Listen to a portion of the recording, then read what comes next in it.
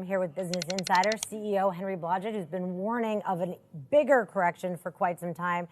Has enough happened? Is it time to buy the dip, or is there a lot more to come? Well, let's qualify the quite some time. It has been years. This is based on valuation. I have no idea what stocks are going to do over the next 6 months, year, who knows. I would say that if this is the start of a major correction, this is exactly what it's going to look like.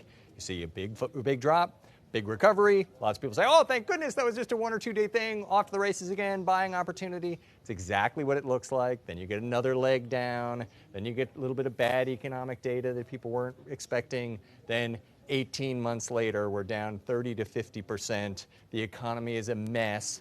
People are furious that people didn't see it coming. How could they have missed it? So this is exactly what it does look like. But to go back to the major call, the stock market is twice the level it has been historically on many different measures, not just the cyclically adjusted PE, which everybody wants to beat up on now because it's been so egregious for so long, but many other measures, GDP, regression analysis of the S&P 500, stock performance. So look at all of those. We're 2x where we have been historically. Sure, you could say maybe it's different this time, but it better be different this time, or we are in for either a period of long, flat, no returns, or a major correction.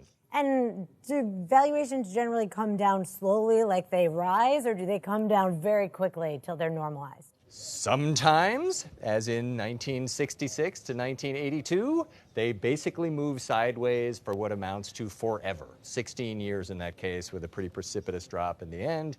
Some bad years in the middle, but basically flat. Sometimes, 1929, 2000, 2007 through 2009, they drop precipitously, and then everybody gets completely freaked out. You get all these people say, I'm in it for the long term. I can handle volatility. Everybody can handle volatility until you're down 30%, and it looks like we're going down another 50%. Then volatility starts to feel a little scary. So many people got blown out during the financial crisis, which is tragic for your retirement, given what has happened since then. I think that the way to invest is to be fully prepared for a pullback of 50%. If you're unhappy with that, you're probably overweight stocks. And it seems like we're in that phase now, because I'm seeing a lot of notes and people saying 2018 stocks will still go higher, but volatility will return. Yes, and again, it's very difficult as a strategist who is responsible for predicting the next 12 months to really do anything other than say the trend will continue as it has been, especially when you can't see any big changes in economic data.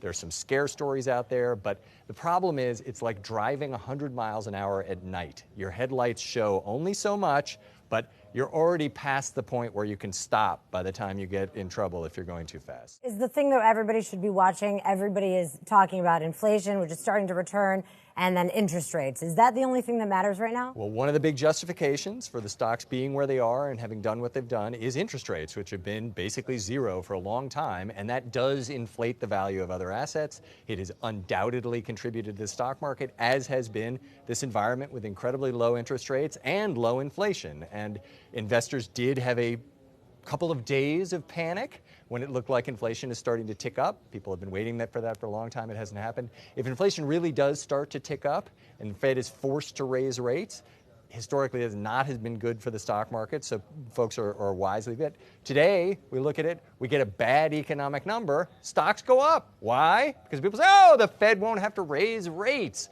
So they're so excited about that. So again, near term, it's anyone's guess whether this is the start of something that gets really ugly or whether it's just a pullback from an entirely euphoric blow-off where we've gone straight up for the last 5 months. Great, thank you. All right.